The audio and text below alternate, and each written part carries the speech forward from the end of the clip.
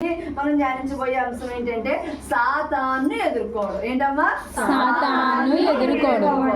ఏంటి? సాతాను ఎదుర్కోవడం. చేతులు పైకెత్తండి. అయ్యా సాతానును ఎలా ఎదుర్కోవాలో ఈ మధ్యాహ్న కాల సమయంలో మాకు తెలియజేవా బాబు. సాతానండి ఎదుర్కోవడం. అసలు సాతాన్ని ఎలా ఎదుర్కోవాలి? అసలు గ్రంథంలో వాళ్ళు ఎలా ఎదుర్కొన్నారు? మన దేవుడు వాక్యమై ఉన్న దేవుడు. ఇప్పుడు చాలా మంది అంటారు, అమ్మో అమావాస్య వచ్చేసినా మా ఇంట్లో ఇలా ఉంటది, మా ఇంట్లో ఎలా ఉంటది, మా ఇంట్లో అలా ఉంటది అని ఉంటారు. అంటే దాన్ని ఎలా ఎదుర్కోవాలి అని, దాన్ని ఎలా మన అదుపులోకి ఉంచుకోవాలి, మనం దాని అదుపులో ఉండకూడదు. హలో, మరి గ్రంథం ద్వారా చూద్దామండి. ఒకసారి చూడమ్మా, 1 పేతురు 5:8 దాన్ని ఎదుర్కోవాలంటే ఏంటంటే మనం ఆలోచనని అదుపులో పెట్టుకోవాలి.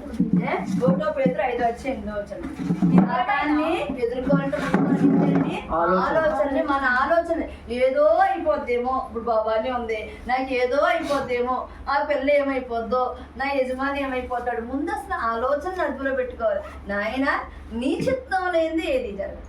నా యందు ఒకవేళ నీ ప్రాణం తీసేసుకుంటావు, ఇదేం శాస్త్రం కాదు, ఈ శరీరం ఏమీ శాస్త్రం కాదు, కానీ నీ చిత్తం లేనిదే.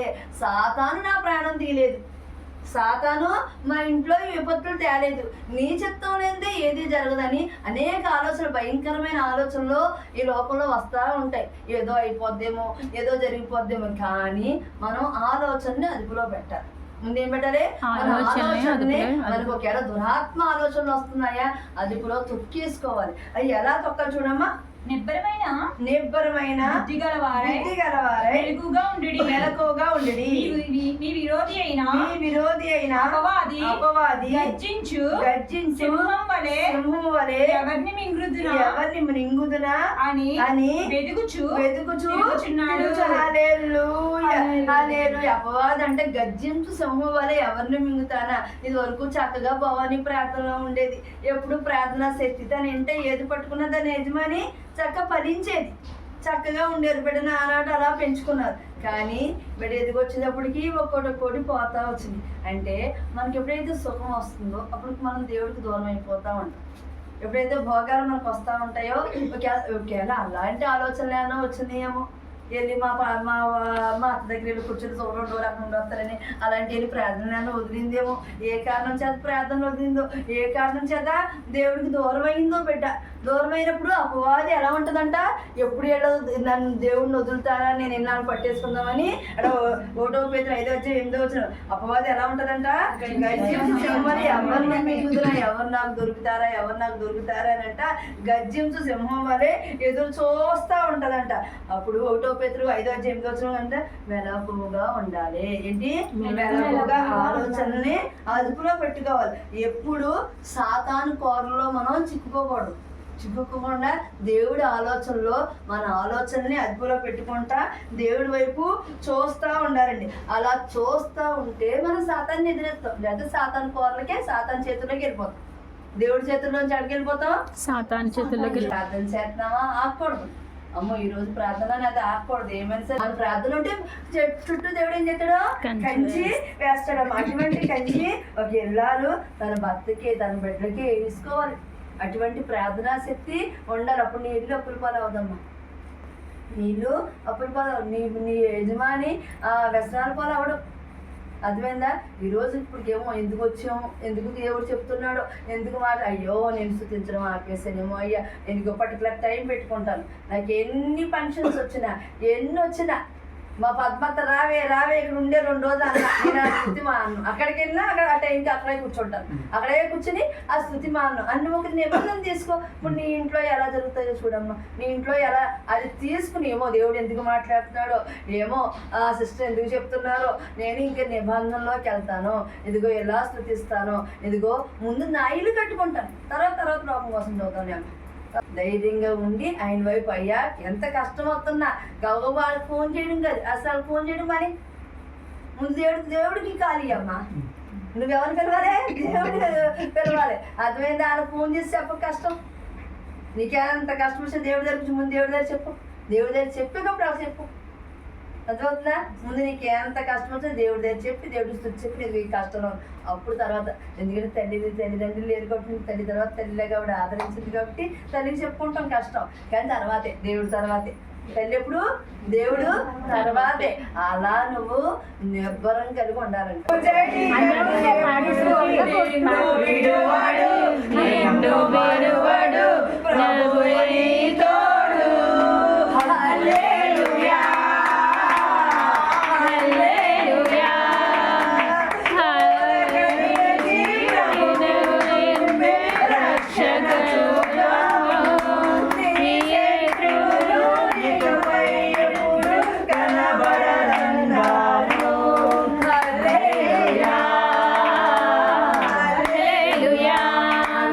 ధైర్యంగా ఉండాలంటే ముందు దేవుని వైపు చూడాలి.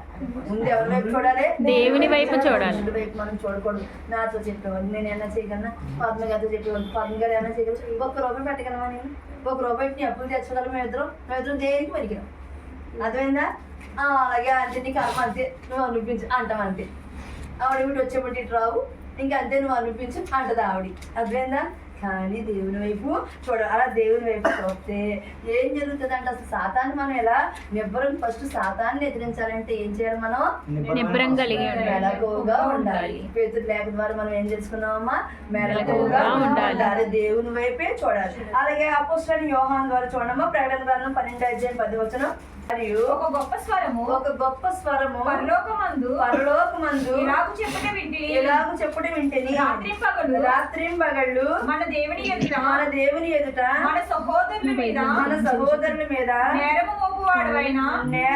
మోపువాడు అపవాది పడద్రోయబడి ఉన్నాడు కనుక ఇప్పుడు రక్షణయు శక్తియు రాజ్యమును మన దేవుని ఆయన ఇప్పుడు అధికారము ఆయన క్రీస్తుదైన. హల్లెలూయా. ఇక్కడ ప్రకటన గ్రంథం 12:10 ఏం సరిస్తుందంటే, పరలోకం నుండి ఒక పెద్ద స్వరము బిగ్గరగా ఎలా అంటే విన్నాను, మన దేవుని ముందు మన సహోదరుని రాత్రి పగలు నిందించే సాతాను కిందకు దోయబడ్డాడు. కిందకంటే ఎక్కడికండి? ఎక్కడికమ్మా? భూమి మీద. మనం ఎక్కడున్నామండి? మనం ఎక్కడున్నాం? భూమి మీద ఉన్నాం. అంటే మనతో పాటు ఈ లోకంలో ఏముంది? భూలోకంలో ఏముంది? సాతాను ఉంది. ఇక్కడ ప్రకటన గ్రంథం ఒక గొప్ప స్వరం ఉంది అంటే సాతాను. ఆ సాతాను ఉంది కాబట్టి ఆయన తన కుమారుని పంపించాడు. తన కుమారుని పట్టి సాతాను ఇక్కడే ఉంది. తన కుమారుడు వచ్చాడు, శిలువ మరణం పొందాడు, వెళ్ళిపోయాడు. అర్థమైందండి? తన కుమారుడు వచ్చాడు, శిలువ మరణం పొందాడు, వెళ్ళిపోయాడు ఆయన. కానీ సాతాను ఎక్కడుంది? ఇక్కడే ఉంది. అయితే అతను కుమారుడు వచ్చి శిలువ మరణం పొంది వెళ్ళిపోయాక ఇక్కడ ఇంకా గ్రంథం ఏం సెలవిస్తుంది? ఇంకా కనుక ఇప్పుడు రక్షణయు శక్తియు రాజ్యమును మన దేవుని వాయు, ఇప్పుడు అధికారము ఆయన అధికారము క్రీస్తుదాయను. ఇప్పుడు అధికారం క్రీస్తు కదా. మరి సాధారణ ఈ అమ్మాయి ఎందుకు ఇలా కష్టాలు పడుతుంది? మనం కూడా ఏవో కష్టాలు పడితే ఎందుకు పడతాం? ఇప్పుడు అధికారం క్రీస్తు అయింది కదా, ఆయన భూమి మీదకి వచ్చాడు కదా, శిలువ మరణం పొంది జయించాడు కదా, మరి ఎందుకు పడుతున్నాం? ఆత్మని పొందుకోలేదు మనం. ఆత్మ వెళ్ళిపోతా ఏం చేశాడు? ఆయన 3.5 సంవత్సరాలు సువార్త చేశాడు. ఆ 3.5 సంవత్సరాలు ఆయన భూమి మీద 33.5 సంవత్సరాలు ఉన్నప్పుడు సాతాను వేధిస్తానే వచ్చింది. ఆయన పుట్టినప్పుడు చంపేద్దామని వేధించలేదా? చంపేద్దామని పారిపోయి దేవుడే పారిపోయాడు. దేవుడు అంత ద్వారే పారిపోయాడు. అక్కడ ఆ బిడ్డను ఎత్తుకుని పారిపోయాడు. అలా పారిపోతా ఆయన అలా దాచుకుంటా ఆయన ఆ నాన్న పెరిగాడు. ఆయన పెరిగాక అప్పుడు సువార్తలకు వచ్చేప్పటికి ఆయన ఉపవాసాలతో సాతాన్ని ఎలా శోధించి శోధనకి ఆయన భూలోకంలో నండుగా ఉన్నప్పుడు శోధనను అనుభవించాడు. కానీ సాతాన్ని ఎదిరించాడా లేదా? ఆయన ఎదిరించి నిలబడ్డాడు. ఎందుకంటే మన స్వస్థత ఆ దేవుడిచ్చిన వరాలను ఏమి ఉపయోగించి తన సొంతానికి ఉపయోగించలేదు. కానాని విందులో నీటిని ద్రాక్షారసంగా మార్చాడు, ఉన్నది వరం. కానీ తను చక్కగా సాతాన్ని తను శోధించినప్పుడు తనకంటూ ఉపయోగించలేదు. 5 రొట్టెలు 2 చేపలు 5,000 మందికి వచ్చాడు. ఎంతో మందికి స్వస్థత ఇచ్చాడు. ఆయన సువార్త చేసేటప్పుడు అది జనుల కోసం చేసాడు, కానీ ఆయన కోసం ఆయన సాతానుతో శోధింపబడ్డాడు దేవుడు. కానీ సాతాన్ని ఎదుర్కొన్నాడు. మనం కూడా ఈ భూలోకంలో సాతాను ఉంటుంది. సాతాను ఉంటే దాన్ని ఎదుర్కోవడానికి ఈ నరుని జీవితం ఎప్పుడు యుద్ధమే. మనం ఈ ఆత్మ దేవుని వద్దకు వెళ్ళే వరకు, ఈ శరీరం నిర్జీవం అయ్యే వరకు ఈ యుద్ధం చేస్తానే ఉండాలి. అయ్యో ఈ రోజు నేను చేసేసాను, ఈ రోజు జయించేసాను అంటానికి కుదరదు. జయిస్తానే మనం ఉండాలి. కానీ అలా జయించాలంటే ఆయన పుట్టాడు అని నమ్మాలి. ఆయన పుట్టాడు, ఆయన నా కోసం పుట్టాడు. మొదటి రాకడ అయిపోయింది, ఇంకో రెండవ రాకడే జరగబోతుంది. ఆ మొదటి రాకడ ఆయన పుట్టినప్పుడు ఆయన ఆత్మను పొందుకుంటే కనుక ఆ సాతాన్ని నేను ఎదుర్కొంటాను. మెలకుగా ఉండి ఎదుర్కొంటామా? మెలకుగా ఉండి ఆయన ఆత్మని పొందుకుంటే ఎదుర్కొంటాం. అప్పుడు సాతాన్ని ఎదుర్కొంటాను అని ఆ ఎదుర్కోవడానికి ఆత్మని ఎప్పుడు వదలకూడదు. ఏ రోజైతే రక్షణ మార్గంలోకి వచ్చామో, ఏ రోజైతే బాప్తిసం పొందామో, ఏ రోజైతే ఆయన రక్తంలో కడగబడ్డామో ఆత్మ మనలో ఉంది అని అర్థం. కానీ ఆత్మని ప్రజలలో చేయట్లేదు, ఆత్మనే ప్రజలట్టు వెలిగేటట్టు చేయట్లేదు. ఆర్పేసుకుంటున్నాం, ఆత్మనే ఆర్పేసుకున్నాం. ఒకవేళ అటు ఇటు జనాలను చూసావమ్మా, ఆత్మ ఆర్పేసుకున్నాం. ఒకవేళ డబ్బు మీద ఆశపడ్డామా, ఆత్మ అర్పించుకున్నాం. ఒక చీర శాలరీ మీద ఆశపడ్డామా, ఆత్మ అర్పించేసుకున్నాం. ఇటువైపు అటువైపు చూస్తున్నాం, ఆత్మ అర్పించుకున్నాం. ఎందుకంటే ఆత్మ కలిగి ఉన్న వాళ్ళు ఏటిని ఇష్టపడరు.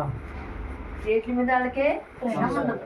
దేవుని మించిన ప్రేమ ఎవరిని ప్రేమించరు. ప్రేమిస్తారు, బెడ్లో ప్రేమలు ఉంటాయి, కానీ అది కొంతవరకే, దేవుణ్ణి దాటి కాదు.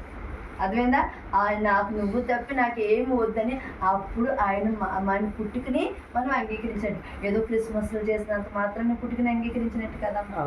ఆర్భాటం చేసినంతనే, ఏదో వేలు చీరలు కట్టినంత మాత్రానే, ఇల్లంతా డెకరేట్ చేసినంత మాత్రానే పుట్టుకని అంగీకరించినట్టు కాదు. ఆయన పుట్టుకని అంగీకరించామంటే ఆత్మ నీలో ఉంటేనే, ఆత్మ నాలో ఉండి నువ్వు వాటిని తప్ప నాకేమీ వద్దయ్యా, అది నిజమైన క్రిస్మస్ అండి.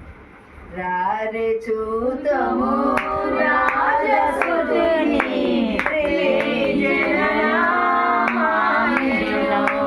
రారే చూతము రాజసుతుని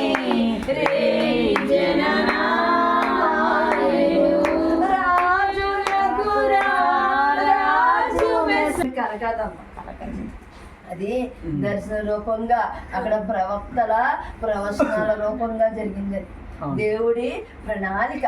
ఆ ప్రణాళికలో నాకు దేవుడు ఉన్నాడు, దేవుడు వెళ్ళిపోతా ఆత్మని నాకు ఇచ్చాడు. ఆత్మ నాలో ఉంటేనే నీ కష్టాలు ఎదుర్కోరు. ఒకవేళ వస్తున్నాయా, ఒకవేళ నేను నిజాయితీగా ఉండి అనిపిస్తున్నానంటే ఏదో ప్రణాళిక. ఏమన్నా ఏదో నా యందు ఏదో నీ ప్రణాళిక ఉందయ్యా, ఆ ప్రణాళిక నా యందు నిర్వర్తింప చేయడానికి నాకు ఈ సమస్యలు నాకు ఇస్తున్నావు అని ఆయన వైపు చూడాలంట. ఆయన వైపు ఎలా ఆశ కలిగి ఉండాలంట. కుమారులు రాశారు చూడమ్మ, కీర్తన 42:1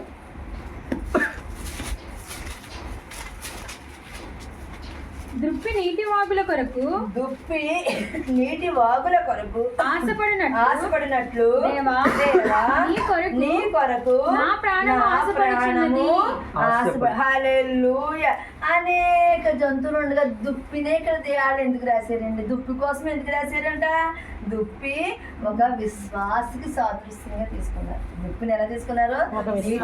విశ్వాసి జీవితానికి సాదృశ్యంగా.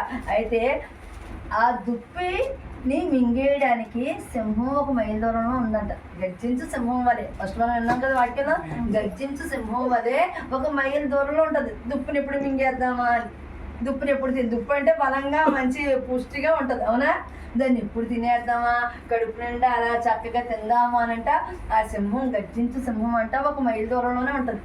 అంటే సాతాను గర్జించు సింహం వలె మనకు 1 మైలు దూరంలోనే ఉంటుంది. కానీ మనము దుప్పిగా బాగానే ఉన్నాం, కానీ మనం నీటి కోసం అది ఆశపడినట్టు ఆత్మ. ఇక్కడ నీటి అంటే ఏంటి? దేనికోసం ఆశపడాలి? పరిశుద్ధాత్మ కోసం ఆశపడాలంట. అలా ఆశపడితే అంట ఆ పరిశుద్ధాత్మ మనలో ఉంటే అంట సాతానే మన ఎండ సాక్ష్యం చెప్తుందంట. ఆ సాక్ష్యం సాతాన్ని ఎవరి ఏడ చెప్పిందంట? యోగు ఏడ చెప్పిందంట.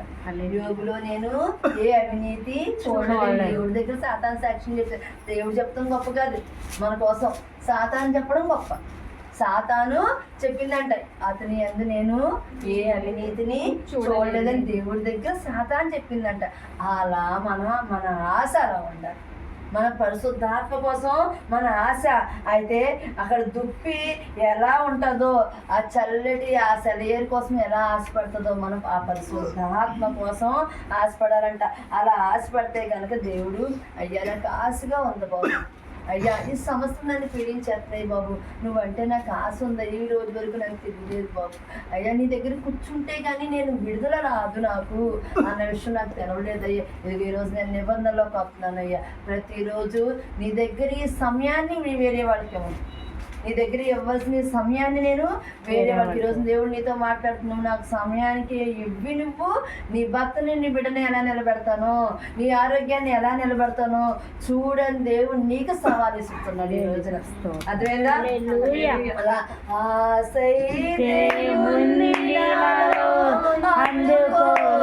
అందుకోలేకున్నాను, నా చేయి పట్టుకో నా యేసయ్యా, నా చేయి పట్టుకో నా యేసయ్యా, నా చేయి పట్టుకో నా యేసయ్యా, నా చేయి పట్టుకో నా యేసయ్యా. సుందర బాబు అని దేవుడి వైపు నీ చేతిని చూపించమ్మా, దేవుడి వైపు నీ చేతిని ఎత్తమ్మా. ఆయన బంగారు హస్తాలతో, గాయపడ్డ హస్తాలతో నేను నీ కుటుంబాన్ని పట్టుకుంటాడమ్మా, విడిచిపెట్టే దేవుడు కాదు. అప్పుడు అలా నువ్వు ఆశపడితే నేను దేంతో నింపుతాడు? ఆయన జ్ఞానంతో నింపుతాడు. చూడమ్మా సామెతలు 22:3 బుద్ధిమంతుడు అపాయం వచ్చుట చూచి దాగును, జ్ఞానము లేనివాడు యోచింపక ఆపదలో హల్లెలూయా. అర్థమైందా? 24 గంటలు మనం ఆయన్ని ధ్యానిస్తా ఉంటే గనక మనం ఎలా ఉంటాం? బుద్ధిమంతుడు. ఆపదలు వస్తాయి, ఎందుకంటే ముందే చెప్పాం ఈ లోకంలో ఏముందమ్మా, దేవుడు సాతాన్ని ఎక్కడికి గెంటేశాడు? భూమి మీదకి గెంటేశాడు. ఖచ్చితంగా సాతాను ఉంది. విశ్వాసతోనే కాదు, ప్రవర్తనతోనే కదా, అందరితోనూ ఉంటుంది సాతాన్. మన అందరితోనూ ఉంటుంది. మన మధ్యన దేవుడు ఉన్నాడు, సాతాను కూడా మౌనం ఒకవేళ మౌనం సాతాడు వారిపోతామని ఉంటుంది, ఖచ్చితంగా ఉంటుంది. కానీ ఇప్పుడు ఏదో ప్రార్థన చేసి వెళ్ళిపోతాము, మళ్ళీ ఆ సాతాన్ని ఇంట్లోకి బయటికి ఏదో గెంటి వెళ్ళిపోతాం. మేము ఇంట్లోకి రాకుండా, నీ గుమ్మంలోకి రాకుండా నువ్వేం చేయాలి? ప్రార్థన అనే ధూపాన్ని వేయాలి, ఎప్పుడు స్తుతి అనే ధూపాన్ని వేయాలి. అప్పుడు ఏంటంట? బుద్ధిమంతుడు అపాయం వచ్చుడు చూసి దాగురు, జ్ఞానం లేని వారు యోచింపుగా వచ్చేది, నేను దాన్ని కోల్పోతాను, ఇంకా నా ఇల్లు అప్పుడు గొడవ అయిపోద్ది, అయ్యో మా ఇంట్లో గొడవ అయిపోతుంది, మా ఆయన వచ్చేది నీకు గొడవ అయిపోద్ది. ఏ గొడవ నువ్వు దేవుడి దగ్గర కూర్చోవమ్మా, దేవుని దగ్గర కూర్చో. అప్పుడు జ్ఞానము గల స్త్రీ వలే ఆయన నిన్ను తెలివితేటలు ఏ క్షణానికి నీ భర్తతో నువ్వు ఎలా మాట్లాడాలో, నీ భర్తను ఎలా నడిపించుకోవాలో, ఒకవేళ చుట్టూ రుణాలు ఎలా చుట్టేసినా వాళ్ళతో ఎలా మాట్లాడాలో, ఎలా నడిపించుకోవాలో ఆ తెలివిని దేవుడు ఇస్తాడు. ఆ తెలివిని ఒక్కోటి మెల్లింగా వస్తుంది. అయ్యా తీర్చయ్యా, ఎవరికి రుణం ఉండిపోకూడదు, ఎవరికే రుణం ఉండిపోకూడదు. మరి అప్పులు తీర్చంటే మార్గం నీకున్న దాంట్లోనే అమ్మ ఇచ్చేస్తాడమ్మా. ఆ వాహనమే ఏమో, ఆ వాహనాన్ని ఎవరికి ఇచ్చి బయటికి కాంట్రాక్ట్కి ఇచ్చి దాని మీద ఎక్కువ లాభం రప్పించాడు, నీకు ఇంకోటి ఏదైనా లోన్ మీద కొంటాడేమో, ఏదైనా కొని అన్ని సపరంగా ఎక్కడికే ఈక్వల్గా మీకు అన్నీ వచ్చేలా చూసుకుంటాడేమో. నీకున్న దాంట్లోనే పరిమితాడు. మనకి ఎవరిదో వచ్చి మనకి ఏదో వచ్చి పడిపోదు మనకి. అర్థమైందా? రహస్య స్థలాల్లో మరిగిన ధనాన్ని నీకున్న దాంట్లోనే ఫలింపజేస్తాడు, నీకున్న దాంట్లోనే నీ బిడ్డను ఫలింపజేస్తాడు. అటువంటి ఫలింపు దేవుడు ఇస్తాడంట, అటువంటి తెలివిని మనకి ఇస్తాడంట. తెలివిని కలిగించు నన్ను దివ్యగా వెలిగించు, తెలివిని కలిగించు నన్ను దివ్యగా వెలిగించు, నీ కలిగిన భాగ్యములన్నిటిని నా కంటికి చూపించు, నీ కలిగిన భాగ్యములన్నిటిని నా కంటికి చూపించు. తెలివితేటలతో ఉంటే మనం ధన్యులుగా ఉంటామంట. అది కూడా చూడమ్మా, కీర్తనలో 1:2 యెహోవా ధర్మశాస్త్రమునందు ధర్మశాస్త్రమునందు ఆనందించుచు దివారాత్రము దాన్ని ధ్యానించువాడు హల్లెలూయా. అప్పుడు ఏ అమావాస్య శక్తి మన ఏం చేయదు, ఏ గ్రహణ శక్తి మన ఏం చేయదు, ఏ చీకటి శక్తులు మన ఏం చేయదు. ఎందుకు మనం ఏం చేస్తున్నామమ్మా? ధర్మశాస్త్రమునందు ఆనందించు. ఎవరి ధర్మశాస్త్రమునందు? యెహోవా ధర్మశాస్త్రమునందు ఆనందించు, దివారాత్రము దాన్ని ధ్యానించు. ఎప్పుడైతే ఆ ధర్మశాస్త్రం యొక్క బలం మనతో ఉందో, ఆ వాక్యం యొక్క మనం నడిపిస్తుందో, ఆ వాక్యం మనం బతికేస్తుందో, మనం ధన్యులుగా ఉంటామంట. అలా ధన్యులుగా ఉంటే ఏం జరుగుతుంది చూడము. కీర్తనలో 125:2 యెరూషలేము చుట్టూ పర్వతం ఉన్నట్లు యెహోవా ఇది మొదలుకొని నిత్యము తన ప్రజల చుట్టూ హల్లెలూయా. యెరూషలేము చుట్టూ పర్వతం ఉన్నట్టు, యెరూషలేమును ఆయన మన చుట్టూ ఒక పర్వతం. అనే పర్వతాన్ని ఎవరిని కదిలించగలరమ్మా? నీ చుట్టూ దేవుడు, నీ భర్త చుట్టూ, నీ బిడ్డ చుట్టూ, నీ ముగ్గురు చుట్టూ ఎవరుంటారమ్మా?